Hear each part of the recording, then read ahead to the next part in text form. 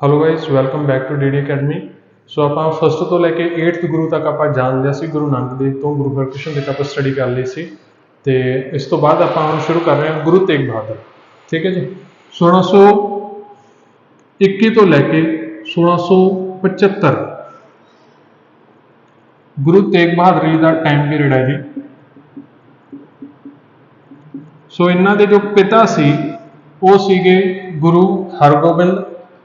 गुरु तेग बहादुर तो पहला सी गुरु हरकृष्ण सी जो गुरु हर राय के बेटे से। गुरु हर राय गुरदित्ते के बेटे से। गुरदित्ता अगे गुरु हरगोबिंद का बेटा सी। ठीक है जी। सो गुरु हरगोबिंद के बेटे से गुरु तेग बहादुर, मतलब कि गुरु तेग बहादुर ते गुरदित्ता से जो दोनों भरा लगते थे। ठीक है जी। बचपन का नाम से इन्हों का त्यागमल। पिता का नाम है जी गुरु हरगोबिंद और माता से इन्हों के नानकी। ठीक है जी, माता नानकी ने, पिता नाम गुरु हरगोबिंद। सो कन्फ्यूजन नहीं करनी, तो क्वेश्चन के भी आ सकते गुरु तेग बहादुर से जो उन्होंने गुरु हरकृष्ण से गुरु हर राय का की रिश्ता से, ये भी क्वेश्चन बनना है। ठीक है जी। नैक्सट इस तो बाद जो गुरु तेग बहादुर से जी, इन्हों का बचपन का नाम त्यागमल है, बट इन्हों तेग चलाने कहते आप किरपान चलाने काफ़ी महारत हासिल सी, करके इन्हों का नाम पै गया तेग बहादुर। सो तो जो इन्हों की मैरिज हुई सी जी लाल चंद लखनौरी की पुत्री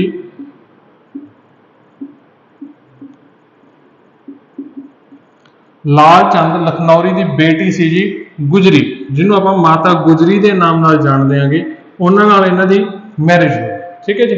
चलो, सो जो इन्हों के फादर साहब की डेथ हो गई, मतलब कि गुरु हरगोबिंद की डेथ हो गई जी, तो उस तो बाद जो गुरु तेग बहादुर सी उस टाइम के तेग बहादुर ने सिर्फ तो ये अपनी माता के नाल नानकी के नाल इन्होंने जो कीरतपुर से वो छड्ड दिता सी। कीरतपुर छड्ड के जी इन्होंने बाबा बकाला विखे रहना शुरू किया, बाबा बकाला नाम की जगह पर। सो नैक्सट गुरु तुहाडे लई आए ने गुरु हरकृष्ण। उन्होंने जो डेथ हुई है तो उन्होंने मैसेज दिता भी ना तो अगला गुरु है धीरमल हो जो गुरदित्ते का हर राय जी का भरा है, तो ना ही राम राय हो जो गुरु हरकृष्ण का भरा है। नैक्सट गुरु जो होगा वो कहना जी बाबा बकाला दे विच कोई बिरध इंसान है, वो तो नैक्सट गुरु होगा। ठीक है जी। ये चीज़ जो गुरु हरकृष्ण ने दसी सी। सो इधरों फिर जो सिख सी सारे इकट्ठे होकर भालते हुए गुरु हरकृष्ण तेग बहादुर की भाल के बाबा बकाला विखे पहुंचे, तो उत्थे एक बंदा सी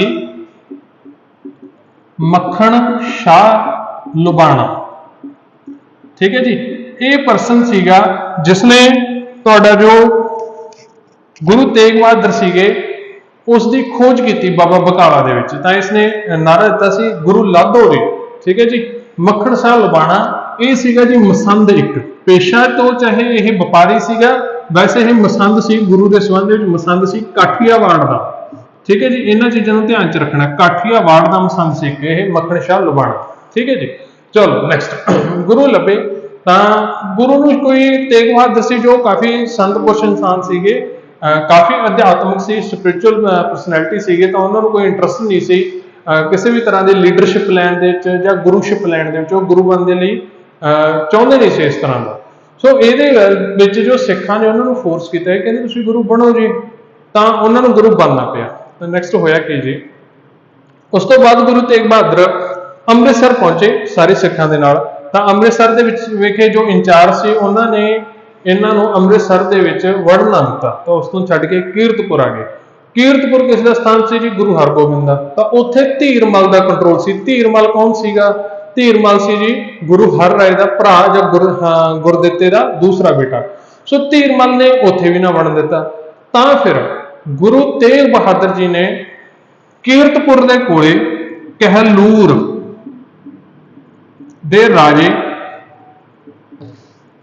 दीप चंद जी, भीम चंद तुसी नाम सुनिया हो, वह प्यो है जी ये दीप चंद, उस तो जमीन लई ते जमीन लैके उत्थे की जी वसो वसाई, उत्थे लोगों ने रहना शुरू किया, रहन बसेरा बनाया वसाया, जिसका नाम पिया जी चक नानकी। यह चक नानकी साइड जिहड़ा सी जी वह मखोवाल के नेड़े पाया जाता सीगा। उत्थे पहला तो एक पिंड सी मखोवाल, वो नेड़े पाया जाता सी चक नानकी, जिहड़ा इन्होंने नवा शहर या एक जगह वसाई सी उसनूं कहा चक नानकी। ਤੇ ਟਾਈਮ ਦੇ ਨਾਲ ਇਹ ਦੋਨੋਂ ਆਪਸ ਦੇ ਵਿੱਚ ਮਰਜ ਹੋ ਗਏ ਜੀ, ਕਾਫੀ ਵੱਡੀ ਇੱਕ ਸੈਟਲਮੈਂਟ ਬਣੀ। ਉਸ ਨੂੰ ਅੱਜ ਕੱਲ ਆਪਾਂ ਨਾਮ ਦੇ ਨਾਲ ਜਾਣਦੇ ਹਾਂਗੇ ਆਨੰਦਪੁਰ। ਠੀਕ ਹੈ ਜੀ, ਉਸ ਤੋਂ ਬਾਅਦ ਇਹ ਬਣਿਆ ਆਨੰਦਪੁਰ। ਚਲੋ ਜੀ ਨੈਕਸਟ। ਹੁਣ ਇੱਥੇ ਇਹਨਾਂ ਨੇ ਰਹਿਣਾ ਸ਼ੁਰੂ ਕੀਤਾ ਤਾਂ ਦੁਬਾਰਾ ਫਿਰ ਉਹੀ ਗੱਲ ਕਿ ਗੁਰੂ ਤੇਗ ਬਹਾਦਰ ਨੇ ਜੋ ਕਾਫੀ ਅਧਿਆਤਮਕ ਪੁਰਸ਼ ਨੇ, ਸਪਿਰਿਚੁਅਲ ਨੇ, ਤਾਂ ਉਹ ਲੀਡਰਸ਼ਿਪ ਵਾਲੇ ਕੰਮਾਂ 'ਚ ਨਹੀਂ ਹੈਗੇ, ਨਾ ਹੀ ਉਹਨਾਂ ਨੂੰ ਪਸੰਦ ਨੇ। ਉਹਨਾਂ ਦਾ ਕੰਮ ਹੈ ਜੀ ਧਰਮ ਦਾ ਪ੍ਰਚਾਰ, ਗਿਆਨ। ਸੋ ਗਿਆਨ ਦੇ ਪ੍ਰਚਾਰ ਲਈ ਉਹਨਾਂ ਨੇ ਫਿਰ ਕਾਫੀ ਦੂਰ ਤੱਕ ਜੋ ਸੀਗੇ ਜੀ ਸਫ਼ਰ ਕੀਤੇ। ਉਹ ਤੁਹਾਡੇ ਗੁਰੂ ਤੇਗ ਬਹਾਦਰ ਜੋ ਆਗਰਾ, ਦਿੱਲੀ, ਮਿਰਜ਼ਾਪੁਰ, ਬਨਾਰਸ, ਗਿਆ, ਠੀਕ ਹੈ ਜੀ, ਅਸਾਮ ਤੱਕ ਗਏ। ਅਸਾਮ ਦੇ ਵਿੱਚ ਇੱਕ ਜਗ੍ਹਾ ਸੀਗੀ ਧੁਬਰੀ, ਧੁਬਰੀ ਤੱਕ ਗਏ, ਜਿੱਥੇ ਇਹਨਾਂ ਨੇ ਰਾਜਾ ਰਾਮ ਸਿੰਘ, ਰਾਜਪੂਤ ਰਾਜਾ ਸੀ ਰਾਜਾ ਰਾਮ ਸਿੰਘ, ਅਤੇ ਅਹੋਮਸ ਲੜਾਕੇ ਉਹਨਾਂ ਦੇ ਵਿੱਚ ਸਮਝੌਤਾ ਕਰਾਇਆ ਜੀ। ਰੌਲਾ ਸੀ ਉਹਨਾਂ ਦੇ ਵਿੱਚ ਸਮਝੌਤਾ ਕਰਾਇਆ ਧੁਬਰੀ ਦੇ ਵਿਖੇ ਇਹਨਾਂ ਨੇ। ਠੀਕ ਹੈ ਜੀ, ਚਲੋ ਨੈਕਸਟ। ਇਸ ਤੋਂ ਬਾਅਦ ਜੀ ਜਦੋਂ ਇਹ ਸਫ਼ਰ ਤੇ ਸੀ ਤਾਂ ਇਹਨਾਂ ਦੇ ਨਾਲ ਇਹਨਾਂ ਦੀ ਜੋ ਪਤਨੀ ਸੀ ਗੁਜਰੀ, ਮਾਤਾ ਗੁਜਰੀ, ਉਹ ਵੀ ਨਾਲ ਸੀ ਜੀ। ਤਾਂ 1665 ਦੇ ਵਿੱਚ ਆ ਕੇ, 65 ਦੇ ਵਿੱਚ ਆ ਕੇ, ਮੇਬੀ 1666 ਦੇ ਵਿੱਚ ਆ ਕੇ ਉਹਨਾਂ ਨੇ ਕੀ ਹੈ ਜੀ ਪਟਨਾ ਵਿਖੇ, ਗੁਜਰੀ ਸੀ ਜੋ ਜੀ ਆਪਣੇ ਪ੍ਰੈਗਨੈਂਟ ਸੀ ਮਾਤਾ, ਉਹਨਾਂ ਨੂੰ ਪ੍ਰੈਗਨੈਂਸੀ ਸੀ, ਤਾਂ 1666 ਦੇ ਵਿੱਚ ਉਹਨਾਂ ਨੇ ਉਹਨੂੰ ਪਟਨਾ ਵਿਖੇ ਛੱਡ ਦਿੱਤਾ ਜੀ। ਤਾਂ ਆਪ ਖੁਦ ਅੱਗੇ ਚਲੇ ਗਏ ਤਾਂ ਇੱਥੇ ਉਹ ਪਟਨਾ ਵਿਖੇ ਰਹੇ। 1666 ਦੇ ਵਿੱਚ ਪਟਨਾ ਵਿਖੇ ਫਿਰ ਇੱਕ ਬਾਲਕ ਦਾ ਜਨਮ ਹੋਇਆ ਜੀ, ਜਿਸ ਨੂੰ ਤੁਸੀਂ ਨਾਮ ਦੇ ਨਾਲ ਜਾਣਦੇ ਹੋ ਗੋਬਿੰਦ। ਗੋਬਿੰਦ ਰਾਏ ਵੀ ਕਿਹਾ ਜਾਂਦਾ ਜੀ, ਦਾਸ ਵੀ ਕਈ ਜਗ੍ਹਾਵਾਂ ਤੇ ਲਿਖਿਆ ਹੁੰਦਾ ਹੈ। ਠੀਕ ਹੈ, ਇਸ ਚੀਜ਼ ਦਾ ਧਿਆਨ ਰੱਖਣਾ, ਦੋਨੇ ਨਾਮ ਆਉਂਦੇ, ਗੋਬਿੰਦ ਰਾਏ ਵੀ ਆਉਂਦਾ, ਦਾਸ ਵੀ ਆਉਂਦਾ ਹੈ। ਹੁਣ ਇੱਥੇ ਆਪਾਂ ਗੋਬਿੰਦ ਰਾਏ ਗੋਬਿੰਦ ਦਾਸ ਹੀ ਲੈ ਕੇ ਚੱਲਾਂਗੇ, ਗੁਰੂ ਨਾਮ ਨਹੀਂ ਲਗਾਵਾਂਗੇ ਹਜੇ, ਕਿਉਂਕਿ ਗੁਰੂ ਉਹ ਬਣੇ ਨਹੀਂ ਹੈ, ਤੇ ਸਿੰਘ ਨਾਮ ਵੀ ਹਜੇ ਆਪਾਂ ਯੂਜ਼ ਨਹੀਂ ਕਰਾਂਗੇ ਕਿਉਂਕਿ ਸਿੰਘ ਹਜੇ ਹੋਏ ਨਹੀਂ ਹੈ। ਸੋ ਇਹਦੇ ਰਿਲੇਟਡ ਇੱਕ ਹੋਰ ਗੱਲ ਸੀਗੀ, ਇੱਕ ਕਮੈਂਟ ਆਇਆ ਸੀ ਵੀਡੀਓਜ਼ ਦੇ ਉੱਪਰ ਕਿ ਸਰ ਤੁਸੀਂ ਗੁਰੂ ਨੇ ਆਪਣੇ, ਉਹਨਾਂ ਦੇ ਲਈ ਰਿਸਪੈਕਟਡ ਵੇ ਰੱਖਿਆ ਕਰੋ, ਜੀ ਕਿਹਾ ਕਰੋ, ਸਾਹਿਬ ਕਿਹਾ ਕਰੋ, ਇਸ ਤਰ੍ਹਾਂ। ਠੀਕ ਹੈ ਜੀ। So first of all I am sorry ਅਗਰ ਤੁਹਾਡੀ ਕੋਈ ਵੀ ਰਿਲੀਜੀਅਸ ਫੀਲਿੰਗ ਹਰਟ ਹੁੰਦੀ ਹੈ ਮੇਰੇ ਪੜ੍ਹਾਉਣ ਦੇ ਤਰੀਕੇ ਦੇ ਨਾਲ, ਬਟ ਮੇਰਾ ਮੋਸਟ ਆਫ ਜੋ ਪੜ੍ਹਾਉਣ ਦਾ ਤਰੀਕਾ ਹੁੰਦਾ ਹੈ ਉਹ ਇਹ ਹੁੰਦਾ ਜੀ, ਜਦੋਂ ਆਪਾਂ ਸਟੱਡੀ ਕਰਦੇ ਹਾਂ ਤਾਂ ਆਪਾਂ ਸਟੱਡੀ ਰੈਸ਼ਨਲ ਹੋ ਕੇ ਕਰੀਏ, ਆਪਾਂ ਸਟੱਡੀ ਸਿਰਫ ਫੈਕਟਸ ਨੂੰ ਧਿਆਨ ਦੇ ਵਿੱਚ ਰੱਖ ਕੇ ਕਰੀਏ, ਕਿਉਂਕਿ ਪੇਪਰ ਦੇ ਵਿੱਚ ਉਹੀ ਪੁੱਛੇ ਜਾਂਦੇ ਨੇ।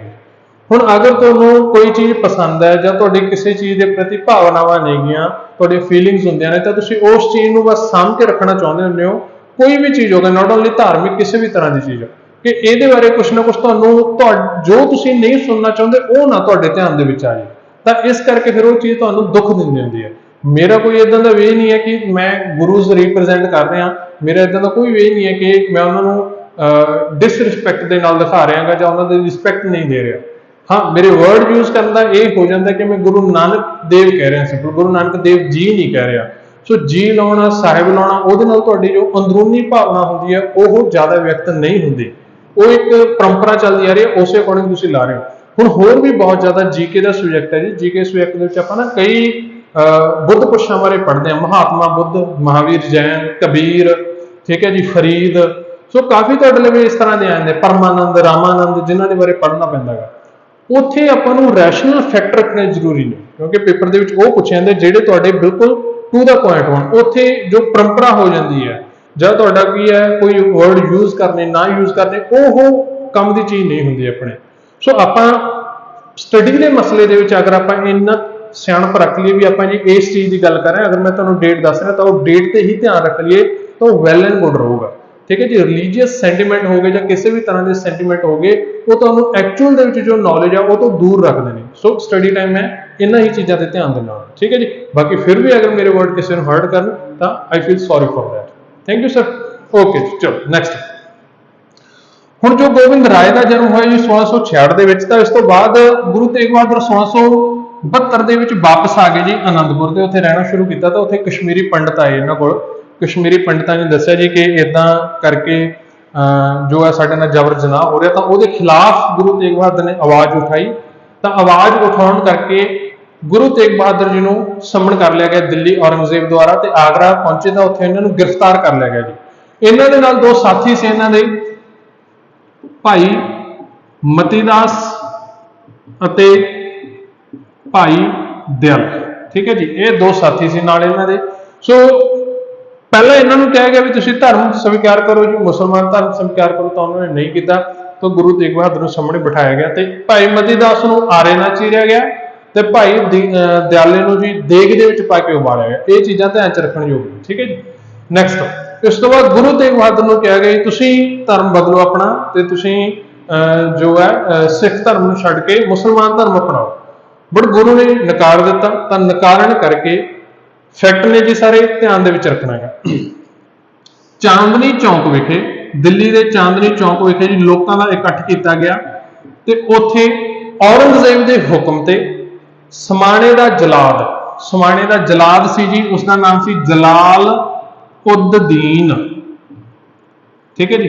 समाणे के जलाल उद दीन ने गुरु तेग बहादुर का 11 नवंबर 1675 नूं ध्यान दे विच रखना जी, 11 नवंबर 1675 नूं गुरु तेग बहादुर का जी सीस कलम कर दिता चांदनी चौक विखे। ठीक है जी। औरंगजेब के हुक्म के उपर जो सीस सी गुरु का उसनों भाई जैता पिक करके आनंदपुर लेके आया जी। भाई जैता आनंदपुर विखे लैके आया। आनंदपुर विखे सी जी गोबिंद राय, तो उन्होंने को लैके आया। तो गोबिंद राय सी जो उन्होंने 9 साल की उम्र हैगी, तो उन्होंने भाई जैता नूं वर्ड कहे या उन्होंने लिए वर्ड प्रैफर किए कि रंगरेटा गुरु का बेटा, रंगरेटा गुरु का बेटा। ठीक है जी। ये शब्द भाई जैता नूं कहे। भाई जैता ही बाद में भाई जीवन सिंह बने जी अमृत छकण तो बाद। चलो नैक्सट सो जो शरीर से इन्हों का गुरु तेग बहादुर जी का शरीर से जी शीश चला गया, वो शरीर का जो संस्कार है इतने 2 नाम आ जाते हैं तो यह कितने तुहानूं 2 मिलणगे, कितने तुहानूं 1 मिलूगा। लाडी शाह वणजारा ते लखी शाह लुबाणा। ठीक है जी। लाडी शाह वणजारा ते लखी शाह लुबाणा 2 नाम आ जाते हैं इतने जी। किते कला लाडी शाह भी है या लाडी वणजारा भी है, किते लखी शाह लुबाणा भी है किसी किसी जगह पे। सो आप दोनों लेके चल रहे हैं। ठीक है। कोई भी आता है। सो इन्हों इन्होंने की किया जी, अपनी जो झोपड़ी सी ਉਹਦੇ ਵਿੱਚ शरीर ਨੂੰ पा के इन्होंने अग लगा दी, झोपड़ी ਨੂੰ अग लगा दी। इस तरह ਉੱਥੇ उन्होंने संस्कार किया। सो दिल्ली ਦੇ ਵਿੱਚ जिथे कतल होया चांदनी चौक विखे ਉੱਥੇ ਬਣਿਆ गुरुद्वारा सीसगंज, जिथे बॉडी का संस्कार किया गया ਉੱਥੇ ਬਣਿਆ जी ਤੁਹਾਡਾ गुरुद्वारा रकाबगंज, जिथे आनंदपुर ਦੇ ਵਿੱਚ सीस का संस्कार होएगा ਉੱਥੇ ਬਣਿਆ जी ਤੁਹਾਡਾ गुरुद्वारा सीसगंज। इन्हां चीज़ों को ध्यान ਦੇ ਵਿੱਚ रखना जी। ठीक है जी। चलो नैक्सट इस तो बाद आप गल करिए तो नैक्सट तुहाडे लिए गुरु ने जो वो आ जाते हैं गुरु गोबिंद सिंह।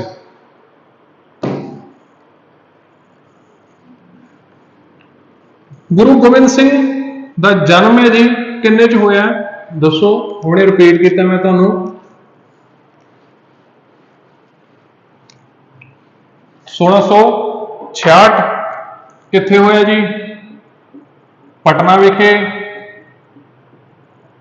पिता का नाम गुरु तेग बहादुर, माता गुजरी। ठीक है जी। 1666 तो 1708। चलो जी 22 दिसंबर 1666 पटना विखे जन्म होया जी। 22 दिसंबर 1666 पटना विखे जन्म होया गुरु गोबिंद सिंह का। इस टाइम के नाम गोबिंद राय है तो आप गोबिंद राय ही लेके चलांगे, गुरु गोबिंद सिंह आप रेफर नहीं करांगे। इत्थे मैं इसी तरह नाम यूज करूंगा। सो जो सिंह बन जाएंगे गुरु बन जाएंगे तो आप उदों गुरु नाम लगा लेंगे। ठीक है जी। चलो सो गोबिंद राय अपने पिता के नाल 1675 के आनंदपुर वापस आए जी। तो 1672 के वापस आए। 75 के गुरु तेग बहादुर जी यानी कि गोबिंद राय के पिता की शहीदी हो गई। तो इस तो बाद नैक्सट गुरु बने गुरु गोबिंद राय। नैक्सट गुरु आ गए जी गुरु गोबिंद राय। तो सब तो पहला उन्होंने किया पटना आनंदपुर छड्डिया जी। आनंदपुर छड्ड के जमुना के किनारे पौंटा नाम की जगह पर रहना शुरू किया जी, जिन्होंने अजकल आप कहने पौंटा साहब। सो पौंटा साहब नाम की जगह पर रहना शुरू किया। उत्थे अपना मोस्ट ऑफ समा इन्होंने बताया है। गुरु जो गोबिंद राय सीगे काफ़ी वड्डे स्कॉलर होए ने, काफ़ी वड्डे विद्वान होए ने, काफ़ी चीज़ों का ज्ञान से उन्होंने काफ़ी ज़्यादा ज्ञान से, काफ़ी वड्डे राइटर होए ने जी। सो इत्थे रहंदे होए पौंटा साहब रहंदे होए 1684 दे विच उन्होंने अपनी पहली रचना लिखी जी वार श्री भगवती जी की। पहली रचना गुरु गोबिंद सिंह जी वार श्री भगवती जी की 1684 ਦੇ ਵਿੱਚ ਲਿਖੀ ਗਈ ਹੈ। ठीक है जी। ਇਸ ਤੋਂ ਇਲਾਵਾ ਇਹਨਾਂ ਨੂੰ ਹਿੰਦੀ, ਪੰਜਾਬੀ, ਅਰਬੀ, ਫਾਰਸੀ, ਸੰਸਕ੍ਰਿਤ ਤੇ ਬ੍ਰਜ ਇਹਨਾਂ ਭਾਸ਼ਾਵਾਂ ਦਾ ਗਿਆਨ ਸੀ ਜੀ। ਇਹਨਾਂ ਭਾਸ਼ਾਵਾਂ ਦੇ ਬਾਰੇ ਇਹਨਾਂ ਨੂੰ ਪਤਾ ਸੀ, ਆਉਂਦਾ ਸੀ। ਛੋਟੀ ਉਮਰ ਦੇ ਵਿੱਚ ਹੀ ਜੋ ਆਦਿ ਗ੍ਰੰਥ ਸੀ ਉਹ ਇਹਨਾਂ ਦੇ ਕੰਠ ਸੀ, ਸਾਰਾ ਇਹਨਾਂ ਨੂੰ ਪਤਾ ਸੀ, ਆਦਿ ਗ੍ਰੰਥ ਦਾ ਸਾਰਾ ਯਾਦ ਸੀ ਇਹਨਾਂ ਦੇ। ਸੋ ਕਾਫੀ ਵੱਡੇ ਵਿਦਵਾਨ ਹੋਏ ਨੇ। ਜੋ ਵਿਦਵਾਨ ਹੋਏ ਤਾਂ ਰਾਈਟਰ ਵੀ ਕਾਫੀ ਵਧੀਆ ਹੋਏ ਨੇ। ਗੋਬਿੰਦ ਰਾਏ ਨੇ ਇਸ ਦੇ ਟਾਈਮ ਤੇ, ਉਸ ਤੋਂ ਬਾਅਦ ਬਣੇ ਨੇ ਗੁਰੂ ਗੋਬਿੰਦ ਸਿੰਘ। ਸੋ ਕਾਫੀ ਵੱਡੇ ਰਾਈਟਰ ਵੀ ਹੋਇਆ, ਪਰ ਰਾਈਟਰ ਦੀਆਂ ਵੀ ਆਪਾਂ ਇਹਨਾਂ ਦੀਆਂ ਦੇਖਾਂਗੇ ਜੋ ਰਚਨਾਵਾਂ ਨੇ। ਠੀਕ ਹੈ ਜੀ। ਚਲੋ, ਇਹਨਾਂ ਦੀ ਜੋ ਆਪਾਂ ਨੂੰ ਰਾਈਟਿੰਗਸ ਨੇ ਸਾਰੀਆਂ ਭਾਸ਼ਾਵਾਂ ਦੇ ਵਿੱਚ ਮਿਲਦੀਆਂ ਨੇ, ਸਿਰਫ ਇੱਕ ਭਾਸ਼ਾ ਨੂੰ ਛੱਡ ਕੇ ਅਰਬੀ। ਅਰਬੀ ਦੇ ਵਿੱਚ ਇਹਨਾਂ ਨੇ ਰਾਈਟਿੰਗ ਜਾਂ ਕੋਈ ਗੁਰਬਾਣੀ ਹੈ ਉਹ ਰਚੀ ਨਹੀਂ ਹੈ। ਠੀਕ ਹੈ ਜੀ। ਚਲੋ, ਸੋ ਪੌਂਟਾ ਸਾਹਿਬ ਵਿਖੇ ਰਹਿ ਰਹੇ ਨੇ। ਤਾਂ ਪੌਂਟਾ ਕਹਿਲੂਰ ਦਾ ਜੋ ਰਾਜਾ ਗਾ, ਪਹਿਲਾਂ ਸੀ ਦੀਪਚੰਦ, ਗੁਰੂ ਤੇਗ ਬਹਾਦਰ ਸਿੰਘ, ਉਸ ਤੋਂ ਬਾਅਦ ਉਹਦਾ ਬੇਟਾ ਆ ਗਿਆ ਭੀਮ ਚੰਦ, ਉਸ ਦੀ ਟੈਰੀਟਰੀ ਦੇ ਵਿੱਚ ਆ ਜਾਂਦਾ ਜੀ। ਤਾਂ ਉਸਨੇ ਕੀ ਕੀਤਾ, ਸਾਰਿਆਂ ਨੂੰ ਇਕੱਠਾ ਕਰਕੇ, ਕਹਿਲੂਰ ਦਾ ਅੱਜ ਦਾ ਨਾਮ ਬਿਲਾਸਪੁਰ ਹੈ ਜੀ, ਧਿਆਨ ਦੇ ਵਿੱਚ ਰੱਖਣਾ। ਸਾਰਿਆਂ ਨੂੰ ਇਕੱਠਾ ਕਰਕੇ ਉਸਨੇ ਤੁਹਾਡਾ ਕੀ ਹੈ ਪੌਂਟਾ ਸਾਹਿਬ ਤੇ ਹਮਲਾ ਕੀਤਾ। ਤਾਂ ਜਦੋਂ ਸਿੱਖਾਂ ਨੂੰ ਪਤਾ ਲੱਗਿਆ, 1688 ਦੀ ਗੱਲ ਹੈ ਜੀ ਇਹ, ਕਿ ਹਮਲਾ ਹੋ ਰਿਹਾ, ਤਾਂ ਉਹਨਾਂ ਨੇ ਵੀ ਆਪਦੇ ਬੰਦੇ ਤਿਆਰ ਕੀਤੇ। ਤਾਂ ਭੰਗਾਣੀ ਦੇ ਸਥਾਨ ਦੇ ਉੱਪਰ ਇਹ ਲੜਾਈ ਹੋਈ ਜੀ। ਤੇ ਇਸ ਸਮੇਂ ਜੋ ਗੁਰੂ ਗੋਬਿੰਦ ਸਿੰਘ ਰਾਏ ਸੀਗੇ, ਉਹਨਾਂ ਲਵੇ ਕੋਈ ਵੀ ਫੌਜ ਨਹੀਂ ਹੈ, ਕੋਈ ਵੀ ਟ੍ਰੇਨਡ ਸਿਪਾਹੀ ਨਹੀਂ ਹੈ, ਥੋੜੇ ਜਿਹੇ ਕੁਝ ਸੋਲਜਰ ਦੇ ਰੂਪ ਦੇ ਵਿੱਚ ਨੇ ਜੀ, ਕੋਈ ਖਾਸ ਟ੍ਰੇਨਡ ਸਿਪਾਹੀ ਨਹੀਂ ਹੈ ਉਹਨਾਂ ਲਵੇ। ਤਾਂ ਇਹਦੇ ਨਾਲ ਹੋਇਆ ਕੀ ਜੀ, ਕਿ ਭੰਗਾਣੀ ਦੀ ਲੜਾਈ ਸੀ ਬਿਨਾਂ ਟ੍ਰੇਨਿੰਗ ਤੋਂ ਜਾਂ ਬਿਨਾਂ ਕਿਸੇ ਖਾਸ ਸੈਨਾ ਤੋਂ, ਜੋ ਸਿੱਖ ਸੀ ਉਹ ਜਿੱਤ ਗਏ। ਸੋ ਕਾਫੀ ਵੱਡੀ ਜਿੱਤ ਸੀ ਇੱਥੇ, ਭੰਗਾਣੀ ਦਾ ਯੁੱਧ ਸਿੱਖਾਂ ਨੇ ਜਿੱਤ ਲਿਆ ਜੀ। ਨੈਕਸਟ, ਇਸ ਤੋਂ ਬਾਅਦ ਜੀ ਤੁਹਾਡੇ ਜੋ ਪਹਾੜੀ ਰਾਜੇ ਸੀ ਉਹ ਗੁਰੂ ਦੇ ਦੋਸਤ ਬਣ ਗਏ। ਕਹਿੰਦੇ ਯਾਰ ਲੜਨ 'ਚ ਕੋਈ ਫਾਇਦਾ ਨਹੀਂ, ਆਪਾਂ ਇਕੱਠੇ ਰਵਾਂਗੇ, ਇੱਦਾਂ ਦਾ ਸਿਸਟਮ ਜੋ ਵੀ ਹੈ। ਇਸ ਤੋਂ ਬਾਅਦ 1690 ਆਇਆ ਜੀ। ਪਹਾੜੀ ਰਾਜੇ ਸੀ ਜੋ ਮੁਸਲਮਾਨਾਂ ਨੂੰ ਕਰ ਦਿੰਦੇ ਸੀ। ਠੀਕ ਹੈ ਜੀ, ਟੈਕਸ ਪੇ ਕਰਦੇ ਹੁੰਦੇ ਸੀਗੇ, ਤੇ ਉਹ ਇਹਨਾਂ ਨੇ ਦੇਣ ਤੋਂ ਇਨਕਾਰ ਕਰ ਦਿੱਤਾ। ਮੁਸਲਮਾਨਾਂ ਦਾ ਕਮਾਂਡਰ ਸੀ ਅਲਿਫ ਖਾਨ। ਅਲਿਫ ਖਾਨ ਵੱਡੀ ਫੌਜ ਲੈ ਕੇ ਆਇਆ ਜੀ। ਤਾਂ ਪਹਾੜੀ ਰਾਜਿਆਂ ਦੇ ਨਾਲ ਉਹਨਾਂ ਦਾ ਯੁੱਧ ਹੋਇਆ। ਤਾਂ ਪਹਾੜੀ ਰਾਜਿਆਂ ਨੇ ਕੀ ਕੀਤਾ ਜੀ, ਯੁੱਧ ਤੋਂ ਪਹਿਲਾਂ ਗੁਰੂ ਗੋਬਿੰਦ ਰਾਏ ਤੋਂ ਹੈਲਪ ਮੰਗੀ ਕਿ ਤੁਸੀਂ ਸਾਡੀ ਹੈਲਪ ਕਰੋ ਜੀ, ਇਸ ਤਰ੍ਹਾਂ ਕਰਕੇ ਲੜਾਈ ਦੇ ਵਿੱਚ ਫਸ ਰਹੇ ਹਾਂ। ਤਾਂ 1690 ਦੇ ਵਿੱਚ ਹੋਈ ਜੀ ਨਦੌਣ ਦੀ ਲੜਾਈ। 1690 ਦੇ ਵਿੱਚ ਹੋਈ ਹੈ ਨਦੌਣ ਦੀ ਲੜਾਈ। ਸੋ ਧਿਆਨ ਰੱਖਣਾ ਇਸ ਚੀਜ਼ ਦਾ ਜੀ, ਇਹ ਨਦੌਣ ਦੀ ਲੜਾਈ ਹੈ ਜਿਹੜੀ, ਉਸ ਦੇ ਵਿੱਚ ਇੱਕ ਪਾਸੇ ਸੀ ਗੁਰੂ ਗੋਬਿੰਦ ਸਿੰਘ ਤੇ ਪਹਾੜੀ ਰਾਜੇ ਤੇ ਭੀਮ ਚੰਦ, ਦੂਜੇ ਪਾਸੇ ਸੀ ਫੌਜਾਂ, ਮੁਗਲ ਫੌਜਾਂ ਸੀ ਜਿਨ੍ਹਾਂ ਦਾ ਕਮਾਂਡਰ ਸੀ ਅਲਿਫ ਖਾਨ। ਤੇ ਅਲਿਫ ਖਾਨ ਫੌਜ ਦੇ ਵਿੱਚੋਂ ਭੱਜ ਗਿਆ ਜੀ। ਉਸ ਲੜਾਈ ਦੇ ਵਿੱਚੋਂ ਸ਼ਾਮ ਹੁੰਦੇ ਹੁੰਦੇ ਉਹ ਭੱਜ ਗਿਆ। ਤਾਂ ਇਸ ਨਾਲ ਨਦੌਣ ਦੀ ਲੜਾਈ ਵੀ ਤੁਹਾਡੇ ਸਿੱਖਾਂ ਤੇ ਪਹਾੜੀ ਰਾਜਿਆਂ ਨੇ ਜਿੱਤ ਲਈ। ਠੀਕ ਹੈ ਜੀ। ਚਲੋ, ਇਸ ਤੋਂ ਬਾਅਦ ਜ਼ਿਆਦਾ ਬਣੀ ਨਹੀਂ ਪਹਾੜੀ ਰਾਜਿਆਂ ਦੇ ਨਾਲ। ਤਾਂ ਥੋੜੇ ਸਾਲਾਂ ਦੇ ਬਾਅਦ ਕੁਝ ਨਾ ਕੁਝ ਝੜਪਾਂ ਹੁੰਦੀਆਂ ਰਹੀਆਂ ਨੇ, ਬਟ ਆਪਾਂ ਮੇਨ ਲੜਾਈਆਂ ਲੈ ਕੇ ਚੱਲਾਂਗੇ ਜੋ ਪੇਪਰ ਲੀਕ ਆਉਂਦੀਆਂ। ਠੀਕ ਹੈ ਜੀ। ਚਲੋ, 1698 ਦੇ ਵਿੱਚ ਕੀ ਹੋਇਆ, ਗੁਰੂ ਗੋਬਿੰਦ ਰਾਏ ਨੇ ਜੋ ਸੀਗੇ ਉਹਨਾਂ ਨੇ ਇਕੱਠ ਬੁਲਾਇਆ, ਮਸੰਦਾਂ ਨੂੰ ਬੁਲਾਇਆ, ਮਸੰਦਾਂ ਦਾ ਇਕੱਠ ਕੀਤਾ। ਕਹਿੰਦਾ ਭਾਈ ਆਓ, ਮਸੰਦ ਪ੍ਰਥਾ ਤੁਹਾਡੇ ਯਾਦ ਹੋ ਕਿਹਨਾਂ ਨੇ ਸ਼ੁਰੂ ਕੀਤੀ ਹੈ ਜੀ, ਕਿਹੜੇ ਗੁਰੂ ਨੇ ਸ਼ੁਰੂ ਕੀਤੀ ਹੈ, ਦੱਸੋ ਮੈਨੂੰ। ਚਲੋ, ਮਸੰਦ ਪ੍ਰਥਾ ਸ਼ੁਰੂ ਕੀਤੀ ਸੀ ਜੀ ਗੁਰੂ ਰਾਮਦਾਸ ਨੇ। ਤਾਂ 1698 ਦੇ ਵਿੱਚ ਗੁਰੂ ਗੋਬਿੰਦ ਰਾਏ ਨੇ ਮਸੰਦਾਂ ਨੂੰ ਇਕੱਠੇ ਕੀਤਾ। ਗੁਰੂ ਅਰਜਨ ਦੇਵ ਨੇ ਮਸੰਦ ਪ੍ਰਥਾ ਦੇ ਵਿੱਚ ਲਿਆਂਦਾ ਸੀ ਦਸਵੰਧ। ਤਾਂ ਉਹਨਾਂ ਨੇ ਦਸਵੰਧ ਦੀ ਸ਼ੁਰੂਆਤ ਕੀਤੀ ਹੈ, ਜੋ ਮਸੰਦ ਇਕੱਠਾ ਕਰਦੇ ਸੀ। ਜਦੋਂ ਪੈਸਾ ਆ ਜਾਂਦਾ ਤਾਂ ਭ੍ਰਿਸ਼ਟਾਚਾਰੀ ਹੋ ਜਾਂਦੇ ਹੋ ਜੀ। ਸੋ ਮਸੰਦ ਬਹੁਤ ਜ਼ਿਆਦਾ ਕਰਪਟ ਹੋ ਗਏ ਸੀ, ਉਹਨਾਂ ਨੇ ਸਾਰਾ ਪੈਸਾ ਖਾਣਾ ਸ਼ੁਰੂ ਕਰ ਦਿੱਤਾ ਸੀ। ਲੋਕਾਂ ਤੋਂ ਉਹ ਸਿੱਖੀ ਦੇ ਨਾਮ ਤੇ ਜਾਂ ਗੁਰੂ ਦੇ ਨਾਮ ਤੇ ਪੈਸਾ ਲੈਂਦੇ ਸੀ, ਬਟ ਖੁਦ ਰੱਖਦੇ ਸੀ ਉਹਨੂੰ। ਸੋ ਉਹ ਪੈਸਾ ਖਾਣ ਕਰਕੇ ਉਹ ਕਾਫੀ ਜ਼ਿਆਦਾ ਕਰਪਟ ਹੋ ਗਏ। 1698 ਦੇ ਵਿੱਚ ਮਸੰਦਾਂ ਨੂੰ ਬੁਲਾਇਆ ਜੋ ਕਰਪਟ ਸੀ, ਉਹਨਾਂ ਦਾ ਖਾਤਮਾ ਕੀਤਾ ਜੀ। ਤਾਂ ਇਸ ਤਰ੍ਹਾਂ 1698 ਦੇ ਵਿੱਚ ਗੁਰੂ ਗੋਬਿੰਦ ਰਾਏ ਦੁਆਰਾ ਮਸੰਦ ਪ੍ਰਥਾ ਖਤਮ ਕੀਤੀ ਗਈ। ਠੀਕ ਹੈ ਜੀ। 1698 ਦੇ ਵਿੱਚ ਉਹਨਾਂ ਨੇ ਮਸੰਦ ਪ੍ਰਥਾ ਨੂੰ ਅੰਤ ਕੀਤਾ। ਨੈਕਸਟ 1699 ਸੁਨੇਹਾ ਭੇਜਿਆ, ਸਾਰਾ ਦੂਰ ਤੱਕ ਸੁਨੇਹੇ ਭੇਜੇ ਜੀ। ਹੁਣ ਜੋ ਸਿੱਖਾਂ ਦੇ ਵਿੱਚ ਆਏ ਵਿਸਾਖੀ ਅਤੇ ਆਏ ਦੀਵਾਲੀ ਤੇ ਇਕੱਠ ਹੁੰਦਾ ਸੀ 6 ਮਹੀਨਿਆਂ ਬਾਅਦ, ਜਿੱਥੇ ਵੀ ਗੁਰੂ ਹੁੰਦੇ ਸੀ ਜੀ। ਗੁਰੂ ਅਮਰਦਾਸ ਤੋਂ ਹੀ ਸ਼ੁਰੂ ਹੋਏ ਸੀ, ਗੋਇੰਦਵਾਲ ਤੋਂ, ਤੇ ਉਹ ਗੁਰੂ ਗੋਬਿੰਦ ਸਿੰਘ ਦੇ ਸਮੇਂ ਵੀ ਕੰਟੀਨਿਊ ਰਿਹਾ। ਸੋ ਇਹਨਾਂ ਨੇ ਮੈਸੇਜ ਭੇਜਿਆ ਕਿ ਭਾਈ ਜੋ ਵੀ ਬੰਦਾ ਜਿੱਥੇ ਵੀ ਹੈ ਉਹ ਪਹੁੰਚੋ, ਇਸ ਵਾਰ ਦੀ ਵਿਸਾਖੀ ਤੇ ਉਹ ਪਹੁੰਚੋ। ਜੇ ਕਿਸੇ ਲਈ ਪੈਸੇ ਹੈ ਤਾਂ ਉਹ ਪਹੁੰਚੋ, ਨਹੀਂ ਪੈਸੇ ਹੈਗੇ ਤਾਂ ਕਿਸੇ ਤੋਂ ਫੜ ਕੇ ਪੈਸੇ ਪਹੁੰਚੋ। ਸੋ ਆਨੰਦਪੁਰ ਵਿਖੇ ਬਹੁਤ ਭਾਰੀ ਇਕੱਠ ਬੁਲਾਇਆ ਗਿਆ ਜੀ, ਜੋ ਕਿ 30 ਮਾਰਚ 1699 ਜਾਨੀ ਕਿ 1 ਵੈਸਾਖ ਨੂੰ ਹੋਇਆ। ਠੀਕ ਹੈ ਜੀ। 1 ਵੈਸਾਖ ਨੂੰ ਇਹ ਭਾਰੀ ਇਕੱਠ ਹੋਇਆ ਤੇ ਇਸ ਇਕੱਠ ਦੇ ਵਿੱਚ ਗੁਰੂ ਗੋਬਿੰਦ ਰਾਏ ਦੁਆਰਾ 5 ਸਿਰਾਂ ਦੀ ਮੰਗ ਕੀਤੀ ਗਈ। ਸੋ ਇਹ 5 ਸਿੰਘ ਸਿਰ ਸੀ ਜਿਹੜੇ ਲਗਾਤਾਰ ਇਸ ਆਰਡਰ ਦੇ ਵਿੱਚ ਦਿੱਤੇ ਜੀ। ਸਭ ਤੋਂ ਪਹਿਲਾਂ ਦਇਆਰਾਮ, ਧਰਮਦਾਸ, ਮੋਕਮ ਚੰਦ, ਸਾਹਿਬ ਚੰਦ ਤੇ ਹਿੰਮਤ ਰਾਏ। ਠੀਕ ਹੈ ਜੀ, ਇਸੇ ਆਰਡਰ ਦੇ ਵਿੱਚ ਯਾਦ ਰੱਖਣਾ ਤੁਸੀਂ। ਇਹੀ ਤੁਹਾਡੇ ਜੋ 5 ਪਿਆਰੇ ਹੋਏ। ਸੋ ਇਹਨਾਂ ਸਿਰਾਂ ਦੀ ਮੰਗ ਪੂਰੀ ਹੋਣ ਤੇ ਉਹਨਾਂ ਨੂੰ ਜੀ ਵਾਟੇ ਦੇ ਵਿੱਚ ਰੱਖ ਕੇ ਪਤਾਸ਼ੇ ਘੋਲ ਕੇ ਪਾਣੀ ਦੇ ਵਿੱਚ 2 ਧਾਰੇ ਖੰਡੇ ਦੇ ਨਾਲ ਸ਼ਰਬਤ ਤਿਆਰ ਕੀਤਾ ਗਿਆ ਤੇ ਉਸ ਸ਼ਰਬਤ ਨੂੰ ਨਾਮ ਦਿੱਤਾ ਗਿਆ ਅੰਮ੍ਰਿਤ। ਤੇ ਉਹ ਅੰਮ੍ਰਿਤ ਉਹਨਾਂ 5 ਜਣਿਆਂ ਨੂੰ ਛਕਾਇਆ ਤੇ ਉਹਨਾਂ ਨੂੰ ਕਿਹਾ ਵੀ ਤੁਸੀਂ ਅੱਜ ਤੋਂ ਨਾਮ ਦੇ ਮਗਰ ਸਿੰਘ ਲਗਾਉਣਾ ਹੈ ਤੇ 5 ਕੱਕੇ ਹਮੇਸ਼ਾ ਤੁਸੀਂ ਸਰੀਰ ਦੇ ਨਾਲ ਰੱਖਣੇ ਨੇ। ਕੰਗਾ, ਕੇਸ਼, ਕੜਾ, ਕਸ਼ਹਿਰਾ ਤੇ ਕਿਰਪਾਨ ਇਹ ਤੁਹਾਡੇ ਸਰੀਰ ਦੇ ਨਾਲ ਹੋਣੇ ਚਾਹੀਦੇ। ਠੀਕ ਹੈ ਜੀ। ਸੋ ਇਹ ਗੁਰੂ ਗੋਬਿੰਦ ਰਾਏ ਨੇ ਉਹਨਾਂ ਨੂੰ ਕਿਹਾ। ਉਸ ਤੋਂ ਬਾਅਦ ਖੁਦ ਉਹਨਾਂ ਤੋਂ ਅੰਮ੍ਰਿਤ ਛਕਿਆ ਤੇ ਆਪਦੇ ਨਾਮ ਦੇ ਮਗਰ ਸਿੰਘ ਲਗਾਇਆ। ਤਾਂ ਹੁਣ ਆਪਣੇ ਜੋ ਗੁਰੂ ਗੋਬਿੰਦ ਰਾਏ ਸੀ ਉਹ ਕੀ ਬਣ ਗਏ ਜੀ? ਗੁਰੂ ਗੋਬਿੰਦ ਸਿੰਘ। ਸੋ ਇਸ ਤੋਂ ਬਾਅਦ ਇਹਨਾਂ ਨੇ ਇਹ ਇਕੱਠ ਦੇਖ ਕੇ ਇਹ ਜੋ 1 ਵੈਸਾਖ ਨੂੰ ਹੋਇਆਗਾ, ਇਸ ਨੂੰ ਆਪਾਂ ਕਹਿੰਦੇ ਜੀ ਖਾਲਸਾ। ਸਿੱਖ ਧਰਮ ਦੇ ਵਿੱਚ ਨਵਾਂ ਸੈਕਟ ਸ਼ੁਰੂ ਕੀਤਾ ਜੀ ਗੁਰੂ ਗੋਬਿੰਦ ਸਿੰਘ ਨੇ, ਖਾਲਸਾ ਪੰਥ ਦੀ ਸਾਜਣਾ 1699 30 ਮਾਰਚ 1699 1 ਵੈਸਾਖ ਨੂੰ। ਠੀਕ ਹੈ ਜੀ। ਹੁਣ ਇਹਦੇ ਵਿੱਚ ਇਹ ਸਾਰਾ ਕੁਝ ਦੇਖ ਕੇ ਜੋ ਪਹਾੜੀ ਰਾਜੇ ਸੀ ਉਹ ਡਰ ਗਏ। ਤਾਂ ਉਹਨਾਂ ਨੂੰ ਪਤਾ ਲੱਗਿਆ ਕਿ ਮਿਲਟਰੀ ਜਨਰੇਟ ਕਰਨ ਲੱਗੇ ਜੀ, ਇੱਥੇ ਇਕੱਠ ਹੋਣਾ ਸ਼ੁਰੂ ਹੋ ਗਿਆ, ਕਾਫੀ ਜ਼ਿਆਦਾ ਸਪੋਰਟ ਹੈ। ਤਾਂ ਉਹਨਾਂ ਨੇ ਕੀਤਾ ਜੀ, ਤਾਂ ਉਹਨਾਂ ਨੇ ਆਨੰਦਪੁਰ ਦੇ ਉੱਪਰ 1701 ਦੇ ਵਿੱਚ ਦੁਬਾਰਾ ਫਿਰ ਤੋਂ ਹਮਲਾ ਕੀਤਾ। ਪਹਿਲੀ ਲੜਾਈ ਆਨੰਦਪੁਰ।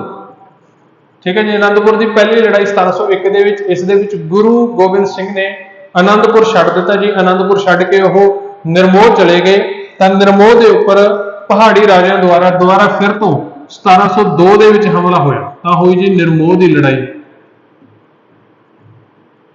ਸੋ ਇਸ ਨਿਰਮੋਹ ਦੀ ਲੜਾਈ ਦੇ ਵਿੱਚ ਪਹਾੜੀ ਰਾਜੇ ਸੀ ਜੋ ਅਟੈਕਰ ਸੀ ਉਹ ਹਰਾ ਦਿੱਤੇ ਗਏ ਤੇ ਉਹ ਵਾਪਸ ਮੁੜ ਗਏ। ਤਾਂ ਇਸ ਤੋਂ ਬਾਅਦ ਗੁਰੂ ਚਲੇ ਗਏ ਬਸੌਲੀ। ਤਾਂ 1703 ਦੇ 2 ਦੇ ਵਿੱਚ ਹੀ ਹੋਈ ਜੀ ਬਸੌਲੀ ਦੀ ਲੜਾਈ। ਸੋ ਇਸ ਦੇ ਵਿੱਚ ਹੋਇਆ ਕਿ ਦੁਬਾਰਾ ਫਿਰ ਤੋਂ ਹਮਲਾ ਕੀਤਾ ਪਹਾੜੀ ਰਾਜੇ ਤੇ ਭੀਮ ਚੰਦ ਤੇ ਪਹਾੜੀ ਰਾਜਿਆਂ ਨੇ। ਤਾਂ ਉਹਦੇ ਨਾਲ ਜੋ ਬਸੌਲੀ ਦੀ ਲੜਾਈ ਸੀ ਉਹਦੇ ਵਿੱਚ ਉਹਨਾਂ ਨੂੰ ਹਰਾ ਦਿੱਤਾ ਜੀ। ਹਰਾਉਣ ਤੋਂ ਬਾਅਦ ਇਸ ਵਾਰ ਰੁਕੇ ਨਹੀਂ, ਤਾਂ ਸਿੱਖਾਂ ਨੇ ਵਾਪਸ ਭੀਮ ਚੰਦ ਦੇ ਖੇਤਰ ਤੇ ਹਮਲਾ ਕਰ ਦਿੱਤਾ। ਉਸੇ ਦੀ ਟੈਰੀਟਰੀ ਤੇ ਪਿੱਛੇ ਮੁੜ ਕੇ ਹਮਲਾ ਕਰ ਦਿੱਤਾ ਤੇ ਉਹਦਾ ਕਾਫੀ ਖੇਤਰ ਦਬਾ ਲਿਆ। ਠੀਕ ਹੈ ਜੀ। ਤੇ ਆਨੰਦਪੁਰ ਦੇ ਵਿੱਚ ਵਾਪਸ ਆ ਗਏ। 1704 ਦੇ ਵਿੱਚ ਨੈਕਸਟ ਜੋ ਹੋਈ ਹੈ ਆਨੰਦਪੁਰ ਦੀ ਦੂਜੀ ਲੜਾਈ। ਠੀਕ ਹੈ ਜੀ। ਘੇਰਾ ਪਿਆ। ਇਸ ਵਾਰ ਭੀਮ ਚੰਦ ਦੇ ਪਹਾੜੀ ਰਾਜਾ ਨੇ ਮੁਗਲਾਂ ਤੋਂ ਹੈਲਪ ਮੰਗੀ, ਸਰਹੰਦ ਦੇ ਸੂਬੇਦਾਰ ਤੋਂ ਹੈਲਪ ਮੰਗੀ, ਵਜ਼ੀਰ ਖਾਨ ਨੇ ਕਾਫੀ ਵੱਡੀ ਫੌਜ ਭੇਜੀ। ਤਾਂ ਉਸ ਫੌਜ ਨੇ ਘੇਰਾ ਪਾ ਕੇ ਰੱਖਿਆ ਆਨੰਦਪੁਰ ਦੇ ਕਿਲੇ ਨੂੰ। ਤਾਂ ਉਹਦੇ ਨਾਲ ਹੋਇਆ ਕਿ ਕਈ ਮਹੀਨੇ ਸੀ ਜੋ ਘੇਰਾ ਚੱਲਦਾ ਰਿਹਾ ਜੀ। ਤਾਂ ਨੈਕਸਟ ਜਿਹੜੇ ਗੁਰੂ ਨਾਲ ਸਾਥੀ ਸੀ, ਕਈ ਉਹਦੇ ਫੌਜੀ ਸੀ, ਉਹ ਛੱਡ ਕੇ ਜਾਣੇ ਸ਼ੁਰੂ ਹੋ ਗਏ। ਜੋ ਖਾਣਾ ਪਾਣੀ ਮੁੱਕਣ ਲੱਗ ਗਿਆ ਤਾਂ ਉਹ ਰਾਤ ਨੂੰ ਨਿਕਲ ਜਾ ਕਰਨ, ਬਚ ਕੇ ਨਿਕਲ ਜਾ ਕਰਨ, ਇਸ ਤਰ੍ਹਾਂ ਛੱਡ ਕੇ ਜਾਣਾ ਉਹਨਾਂ ਨੇ ਸ਼ੁਰੂ ਕਰ ਦਿੱਤਾ ਜੀ। ਐਟ ਲਾਸਟ ਜਦੋਂ ਸਾਰਾ ਰਾਸ਼ਨ ਪਾਣੀ ਮੁੱਕ ਗਿਆ ਤਾਂ ਲਾਸਟ ਦੇ ਉੱਪਰ ਗੁਰੂ ਗੋਬਿੰਦ ਸਿੰਘ ਵੀ ਆਪਣੇ ਸਿੱਖਾਂ ਦੇ ਨਾਲ ਤੇ ਪਰਿਵਾਰ ਦੇ ਨਾਲ ਆਨੰਦਪੁਰ ਦੇ ਕਿਲੇ ਦੇ ਵਿੱਚੋਂ ਨਿਕਲ ਗਏ 1704 ਦੇ ਵਿੱਚ। ਹੁਣ ਜਿਹੜਾ ਇਹ ਸਿਸਟਮ ਸ਼ੁਰੂ ਹੋਇਆ, ਅਗਲੀਆਂ ਜਿਹੜੀਆਂ ਲੜਾਈਆਂ ਚੱਲਣਗੀਆਂ ਉਹ ਨਾਲ ਹੀ ਚੱਲਣਗੀਆਂ, ਇੱਕ 2-2 ਦਿਨ ਦੇ ਫਰਕ ਦੇ ਨਾਲ ਹੀ। ਠੀਕ ਹੈ ਜੀ। ਜੋ ਵੀ ਸੋ ਰਾਤ ਨੂੰ ਇਹ ਨਿਕਲੇ ਨੇ ਤੇ ਮੁਗਲਾਂ ਨੂੰ ਗੱਲ ਪਹੁੰਚੀ ਕਿ ਆਨੰਦਪੁਰ ਦੇ ਕਿਲੇ ਦੇ ਵਿੱਚੋਂ ਗੁਰੂ ਗੋਬਿੰਦ ਸਿੰਘ ਨਿਕਲ ਚੁੱਕੇ ਜੀ ਆਪਣੇ ਪਰਿਵਾਰ ਦੇ ਨਾਲ। ਤਾਂ ਉਹਨਾਂ ਨੇ ਮਗਰ ਆਪਣੀ ਫੌਜ ਸੀ ਜੋ ਉਹ ਭੇਜੀ ਜੀ। 1704 ਦੇ ਵਿੱਚ ਨੈਕਸਟ ਹੋਈ ਹੈ ਜੀ ਫਿਰ ਸ਼ਾਹੀ ਟਿੱਬੀ ਦੀ ਲੜਾਈ।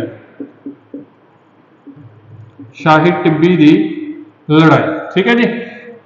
ਇਹਦੇ ਵਿੱਚ ਕੀ ਸੀਗਾ ਕਿ ਗੁਰੂ ਗੋਬਿੰਦ ਸਿੰਘ ਅੱਗੇ ਜਾ ਰਹੇ ਸੀ, ਮਗਰ ਮੁਗਲ ਫੌਜ ਸੀ। ਤਾਂ ਇੱਥੇ ਕੀ ਕੀਤਾ ਸੀਗਾ ਗੁਰੂ ਗੋਬਿੰਦ ਸਿੰਘ ਨੇ, ਇਦਾਂ ਫੌਜ ਹੈ ਤਾਂ ਇੱਥੇ 50 ਜਣਿਆਂ ਦੀ ਇੱਕ ਟੁਕੜੀ ਸੀ ਉਦੈ ਸਿੰਘ ਦੀ ਅਗਵਾਈ ਦੇ ਵਿੱਚ। ਉਦੈ ਸਿੰਘ ਦੀ ਅਗਵਾਈ ਦੇ ਵਿੱਚ ਉਹ ਟੁਕੜੀ ਇੱਥੇ ਛੱਡ ਦਿੱਤੀ ਜੀ ਵੀ ਤੁਸੀਂ ਇੱਥੇ ਉਹਨਾਂ ਨੂੰ ਰੋਕ ਕੇ ਰੱਖੋ, ਜਿੰਨਾ ਟਾਈਮ ਰੋਕ ਸਕਦੇ ਹੋ ਇੰਨਾ ਟਾਈਮ ਇਹ ਜੋ ਫੌਜ ਹੈ ਅੱਗੇ ਲੰਘ ਜੂਗੀ। ਠੀਕ ਹੈ ਜੀ। ਸੋ ਉਸ ਟੁਕੜੀ ਨੇ ਮੁਗਲ ਫੌਜਾਂ ਨੂੰ ਉੱਥੇ ਕਾਫੀ ਟਾਈਮ ਬਿਜ਼ੀ ਰੱਖਿਆ ਤੇ ਇੰਨੇ ਦੇ ਵਿੱਚ ਗੁਰੂ ਜੋ ਸੀਗੇ ਤੇ ਨਾਲ ਉਹਨਾਂ ਦੀ ਜੋ ਫੌਜ ਸੀ ਉਹ ਅੱਗੇ ਲੰਘ ਗਈ। ਠੀਕ ਹੈ ਜੀ। ਸੋ ਆਪਾਂ ਇੱਥੇ ਜਰਨੈਲਸ਼ਿਪ ਦੀ ਵੀ ਇੱਕ ਭਾਵਨਾ ਦੇਖਦੇ ਹਾਂ, ਮਿਲਟਰੀ ਦੀ ਟੈਕਟਿਕਸ ਨੇ ਜਿਹੜੀਆਂ ਉਹ ਵੀ ਕਾਫੀ ਜ਼ਿਆਦਾ ਗੁਰੂ ਗੋਬਿੰਦ ਸਿੰਘ ਨੂੰ ਉਹਨਾਂ ਦਾ ਗਿਆਨ ਸੀ। ਸ਼ਾਹੀ ਟਿੱਬੀ ਤੋਂ ਬਾਅਦ ਜੀ ਸਰਸਾ ਨਦੀ ਕ੍ਰੋਸ ਕੀਤੀ। ਤਾਂ ਸਰਸਾ ਨਦੀ ਦੇ ਉੱਪਰ ਜੋ ਗੁਰੂ ਦੇ 2 ਬੇਟੇ ਸੀ ਛੋਟੇ, ਜਿਨ੍ਹਾਂ ਨੂੰ ਆਪਾਂ ਸਾਹਿਬਜ਼ਾਦਾ ਕਹਿੰਦੇ ਆ, ਸਾਹਿਬਜ਼ਾਦਾ ਫਤਿਹ ਸਿੰਘ ਤੇ ਸਾਹਿਬਜ਼ਾਦਾ ਜ਼ੋਰਾਵਰ ਸਿੰਘ। ਗੁਰੂ ਗੋਬਿੰਦ ਸਿੰਘ ਜੀ ਦੀ ਮਾਤਾ ਗੁਜਰੀ ਦੇ ਨਾਲ ਇਹ ਤਿੰਨੇ ਵਿਛੜ ਗਏ ਜੀ ਨਾਲੋਂ, ਜੋ ਕਿ ਬਾਅਦ ਦੇ ਵਿੱਚ ਗੰਗੂ ਬ੍ਰਾਹਮਣ ਦੇ ਜ਼ਰੀਏ ਵਜ਼ੀਰ ਖਾਨ ਦੇ ਹੱਥ ਲੱਗੇ ਤਾਂ ਉਹਨਾਂ ਨੂੰ ਵਜ਼ੀਰ ਖਾਨ ਨੇ ਨੀਹਾਂ ਦੇ ਵਿੱਚ ਚਿਣਵਾ ਦਿੱਤਾ ਤੇ ਮਾਤਾ ਗੁਜਰੀ ਸੀ ਜੋ ਉਹਨਾਂ ਦੇ ਠੰਡੇ ਬੁਰਜ ਦੇ ਵਿੱਚ ਮੌਤ ਹੋ ਗਈ ਜੀ। ਸੋ ਇਸ ਤਰ੍ਹਾਂ ਇਹਨਾਂ ਦਾ ਪਰਿਵਾਰ ਸੀ ਜੋ ਬਿਖਰ ਗਿਆ। ਨੈਕਸਟ ਇਹ ਸ਼ਾਹੀ ਟਿੱਬੀ ਕ੍ਰਾਸ ਕਰਦੇ ਹੋਏ ਜੀ ਅੱਗੇ ਪਹੁੰਚੇ ਚਮਕੌਰ। ਚਮਕੌਰ ਦੇ ਵਿੱਚ ਵੀ ਸੇਮ ਸਾਲ 1704, ਇੱਕ ਦਿਨ ਦਾ ਫਰਕ ਹੀ ਹੈ, ਸੇਮ ਹੀ ਹੈ ਉਹ ਚੀਜ਼ਾਂ, ਬਸ ਜਦੋਂ ਡੇਟ ਚੇਂਜ ਹੋਊਗੀ ਉਹ ਤੁਹਾਡੀ ਲਾਸਟ ਟਾਈਮ ਲੜਾਈ ਦੀ ਚੇਂਜ ਹੋ। ਚਮਕੌਰ ਦੇ ਵਿੱਚ ਘੇਰਾ ਪਿਆ ਜੀ, ਤਾਂ ਇਸ ਟਾਈਮ ਤੇ ਜੋ ਗੁਰੂ ਨੇ ਉਹਨਾਂ ਦੇ ਨਾਲ ਸਿਰਫ 40 ਸਿੱਖ ਨੇ ਤੇ ਮੁਗਲ ਫੌਜ ਕਾਫੀ ਵੱਡੀ ਹੈਗੀ। ਸੋ ਇਹਦੇ ਵਿੱਚੋਂ ਟਾਈਮ ਬਾਏ ਕਰਨ ਦੇ ਲਈ ਉਹੀ ਫਿਰ ਤੋਂ ਜਰਨੈਲਸ਼ਿਪ ਦੀ ਭਾਵਨਾ, ਜਰਨਲ ਦੀ ਚੰਗੇ ਇੱਕ ਮਿਲਟਰੀ ਟੈਕਟਿਕ ਦੀ ਭਾਵਨਾ ਕਿ ਪੰਜ ਦੇ ਜੋ ਗਰੁੱਪ ਸੀ ਉਹ ਬਾਹਰ ਭੇਜਣੇ ਸ਼ੁਰੂ ਕੀਤੇ ਗੜੀ ਚੋਂ। ਅਗਰ ਨਹੀਂ ਭੇਜਣਗੇ ਤਾਂ ਮੁਗਲ ਕੀ ਹੈ, ਗੜੀ ਦੇ ਉੱਪਰ ਹਮਲਾ ਕਰ ਸਕਦੇ ਨੇ। ਅਗਰ ਉਹਨਾਂ ਨੂੰ ਬਿਜ਼ੀ ਰੱਖੋਗੇ ਤੁਸੀਂ ਤਾਂ ਉਹ ਹਮਲਾ ਨਹੀਂ ਕਰ ਸਕਣਗੇ, ਤਾਂ ਉਹ ਬਿਜ਼ੀ ਰਹਿਣਗੇ ਲੜਾਈ ਦੇ ਵਿੱਚ ਵੀ, 5 ਦਾ ਹੁਣ ਗਰੁੱਪ ਆਓ, 5 ਦਾ ਹੁਣ ਗਰੁੱਪ ਆਓ, ਲੜਨਾ ਹੈਗਾ, ਠੀਕ ਹੈ ਜੀ। ਸੋ ਮਾਈਂਡ ਦੇ ਵਿੱਚ ਨਹੀਂ ਆਊਗਾ ਉਹਨਾਂ ਦੇ। ਸੋ ਇਸੇ ਤਰ੍ਹਾਂ ਜੀ 5 ਦਾ ਜਿਹੜਾ ਗਰੁੱਪ ਸੀ ਇਹਨਾਂ ਨੇ ਭੇਜਣਾ ਸ਼ੁਰੂ ਕੀਤਾ ਤੇ ਇਸ ਸ਼ਾਮ ਹੁੰਦੇ ਤੱਕ ਗੁਰੂ ਗੋਬਿੰਦ ਸਿੰਘ ਦੇ ਜੋ 35 ਸਿੱਖ ਸੀਗੇ ਉਹ ਇਸ ਲੜਾਈ ਦੇ ਵਿੱਚ, ਚਮਕੌਰ ਦੀ ਲੜਾਈ ਦੇ ਵਿੱਚ ਮਾਰੇ ਗਏ, ਸ਼ਹੀਦ ਹੋ ਗਏ ਜੀ, ਜਿਸ ਦੇ ਵਿੱਚ ਗੁਰੂ ਗੋਬਿੰਦ ਸਿੰਘ ਦੇ 2 ਬੇਟੇ ਸਾਹਿਬਜ਼ਾਦਾ ਅਜੀਤ ਸਿੰਘ ਤੇ ਸਾਹਿਬਜ਼ਾਦਾ ਜੁਝਾਰ ਸਿੰਘ ਵੀ ਲੜਦੇ ਹੋਏ ਸ਼ਹੀਦ ਹੋ ਗਏ, ਠੀਕ ਹੈ ਜੀ। ਸ਼ਾਮ ਹੋਈ ਤਾਂ ਗੁਰੂ ਗੋਬਿੰਦ ਸਿੰਘ ਚਮਕੌਰ ਦੀ ਗੜੀ ਦੇ ਵਿੱਚੋਂ ਰਾਤ ਦੇ ਸਮੇਂ ਨਿਕਲ ਗਏ ਜੀ। ਤਾਂ ਨੈਕਸਟ ਇਸ ਤੋਂ ਬਾਅਦ ਜਾਂਦੇ ਹੋਏ ਉਹ ਇੱਕ ਜਗ੍ਹਾ ਆਈ ਹੈ ਦੀਨਾ ਕਾਂਗੜ।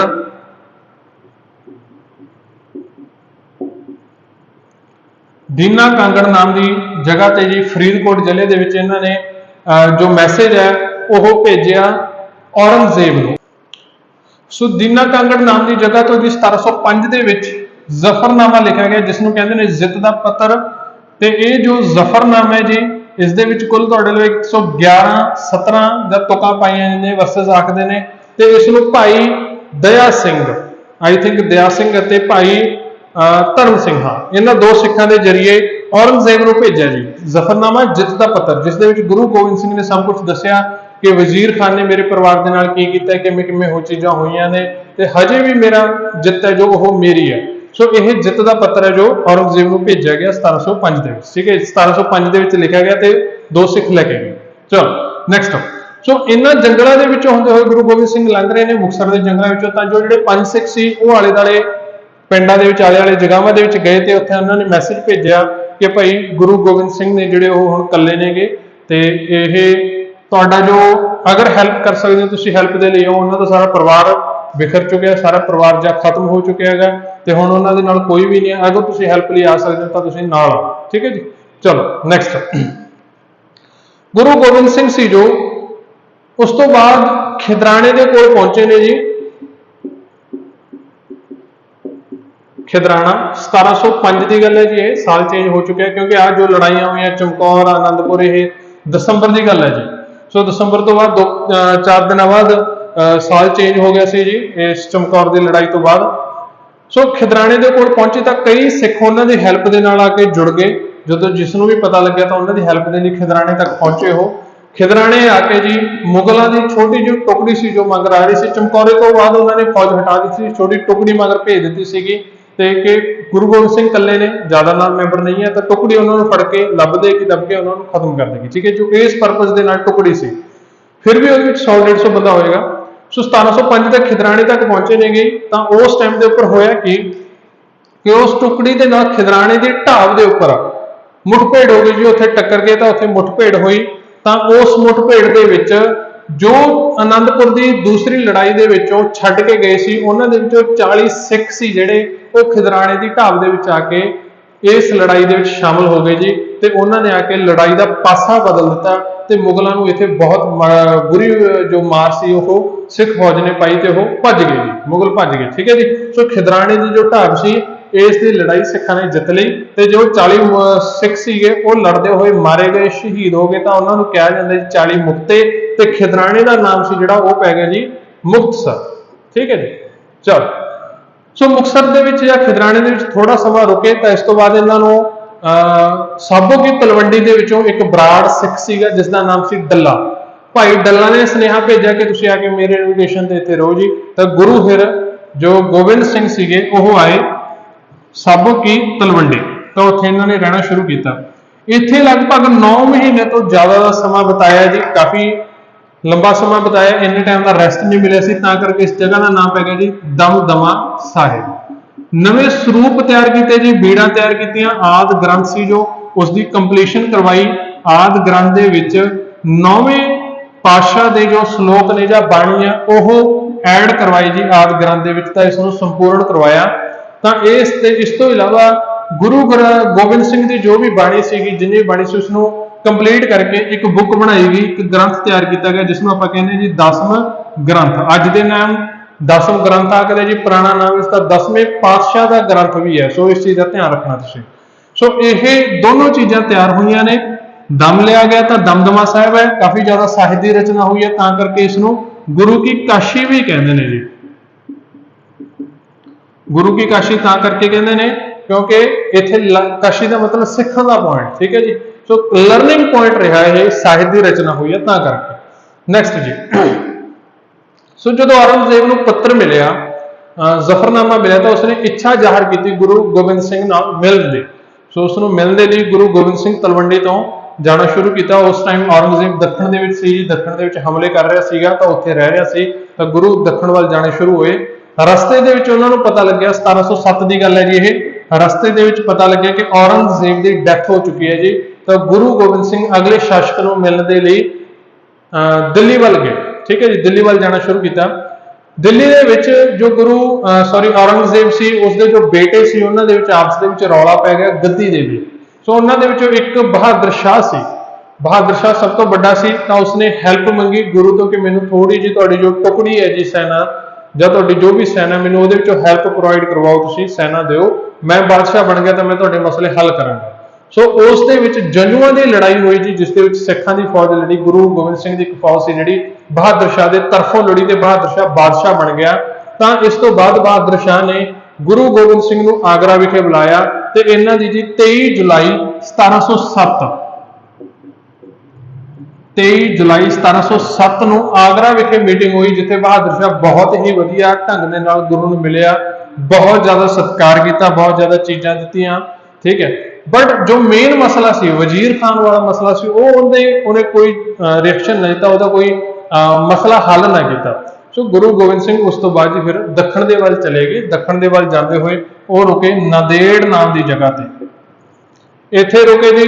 इत्थे एक डेरा सी किसी बैरागी का, माधोदास बैरागी का डेरा सी, उत्थे माधोदास नूं मिले जी। माधोदास का जो नाम बदलिया, उसनों अमृत छकाया, माधोदास नूं अमृत छका के नवा नाम दिता जी गुरबख्श सिंह, ठीक है जी। गुरबख्श सिंह नाम दिता, अते उसनूं 5 सिखां दी कौंसल दिती, 5 तीर दिते, एक नगारा दिता, एक निशान दिता, ते पंजाब वाल भेजिया, जिन्हां जिन्हां ने भी गुरु गोबिंद सिंह के परिवार नाल जां सिखां दे नाल धक्का कीता सी, उन्हां तों बदला लैंदे रहे, ठीक है जी। उसनूं पंजाब वाल भेजिया। सो गुरु गोबिंद सिंह 1708 दे विच नांदेड़ पहुंचे सी, उत्थे ही रह रहे सी। तां एक दिन 2 पठानां ने गुरु गोबिंद सिंह के उपर हमला किया जी, उन्होंने पेट छुरा मारिया। तो उस छुरे के नाल काफ़ी ज़्यादा वीकनेस होनी शुरू हो गई, ब्लड बहन के नाल काफ़ी वीकनेस हुई, अते ज़्यादा वीकनेस होंदे हुए 7 अक्तूबर 1708 7 अक्तूबर 1708 नूं जी गुरु गोबिंद सिंह जी नांदेड़ विखे अकाल चलाना कर गए। अकाल चलाने तो पहला उन्होंने नैक्सट गुरु आदि ग्रंथ सी जो उसनूं गुरु की उपाधि दी, तो उसनूं बना दिता जी गुरु ग्रंथ साहब। नैक्सट गुरु बने गुरु ग्रंथ साहब, ठीक है जी। तो 1708 के उन्होंने अकाल चलाना हो गया, ठीक है जी। ये सीगे गुरु गोबिंद सिंह। हुण इन्हां दी रचनावां ने जिहड़ियां काफ़ी इंपॉर्टेंट अपने लिए बन जांदियां ने। इन्हां दे जो ग्रंथ है जी, जिहदी आपां हुणे गल कीती है 10वें पातशाह का ग्रंथ, वो काफ़ी कंट्रोवर्शियल है, क्योंकि कई टाइम पीरियड इदां दे रहे नेगे कि उहदे विच जो सिख सीगे ओह प्रॉपरली ना ईवन कि रह भी नहीं सकते सी, घरां दे विच भी नहीं रह सकते, कोड़ियां ते ही रहिंदे सी ओह। सो उस टाइम पीरियड दे विच काफ़ी ज़्यादा उथल पुथल हुई है। तो जो 10 ग्रंथ की बाणी है वह आपां नूं एक्चुअली पता नहीं लगता भी किहदी बाणी है। यह कंट्रोवर्शियल बनया होया है भी एक्चुअल गुरु गोबिंद सिंह की है भी या नहीं। बट आप सिर्फ पेपर की तरफों ओह बाणी लिखांगे जिहदा आपां नूं श्योरिटी है कि गुरु गोबिंद सिंह की ही बाणी है 10 ग्रंथ दे विचों पाई जाती, ठीक है जी। सो सब तो पहला लिखांगे जी आपां जाप साहिब, चंडी दी वार, चंडी चरित्र, ठीक है जी। ज्ञान प्रबोध,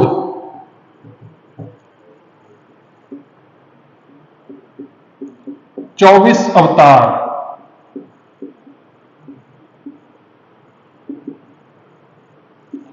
खालसा महिमा,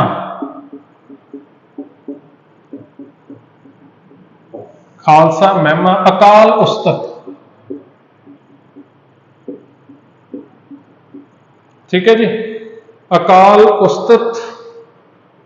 नैक्सट जी जफरनामा, जफरनामा बेसिकली आप कर ही लिया पहला भी, इतने भी लिखी लेना, चलो जफरनामा, विचित्र नाटक,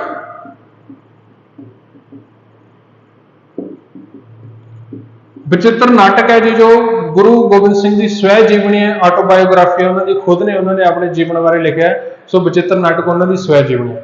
सो एक तो पहला रचना आ गई सी 1684 उन्होंने लिखी वार श्री भगवती जी की, ठीक है जी। ये अपन रचनावां दसम ग्रंथ दे विच मिलदियां, ठीक है जी।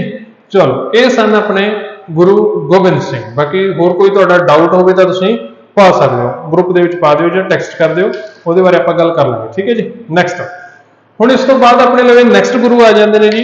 अगे इतिहास दे विच आपां पहलां अगे जाइए तां आपां नैक्सट गुरु ने जो उन्हां दे बारे जान लैंदे हां थोड़ा जिहा। सिख धर्म दे 11th अते जो लास्ट गुरु ने करंट ਉਹ ਨੇ जी गुरु ग्रंथ साहब।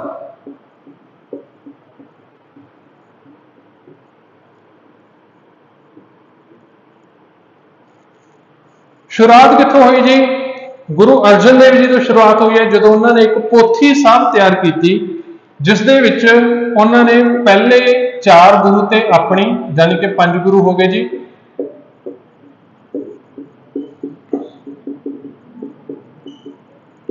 ते उस समय दे जो बाणी मिली 15 भगत फरीद, कबीर, परमानंद, रामानंद, जो भी मुसलमान हिंदू भगत सीगे, 11 भट्ट ते 4 गुरसिखां दी बाणी इहदे विच जोड़ी जी, ठीक है जी।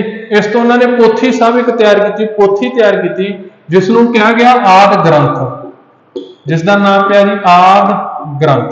अते इस आद ग्रंथ नूं 16 अगस्त 1604 ਨੂੰ पहली बार नवे बने हरिमंदिर ਦੇ ਵਿੱਚ सुशोभित किया गया जी, प्रकाशित किया गया, ठीक है जी। ते पहले ग्रंथ इन्हां दे लाए गए बाबा बुढ़ा जी, ठीक है जी। बाबा बुढ़ा जी इन्हां दे पहले ग्रंथी बने। सो इहदे विच इन्ने गुरुआं दी बाणी है, इन्ने भट्टां भगतां दी बाणी है जी। पोथी साहब आदि ग्रंथ नूं गुरु का दर्जा दिता गया 1708 दे विच गुरु गोबिंद सिंह द्वारा जी। आद ग्रंथ सी जो इसनों गुरु बनाया गया जी। तो ये ऐड की किया उस तो पहला उन्होंने जो दमदमा रहते थे 1706 5-6 तो उस टाइम तो इन्होंने ऐड की 9वें गुरु की बाणी कंप्लीट किया इन्होंने, ठीक है जी। 9वें गुरु की बाणी ऐड करके कंप्लीट किया।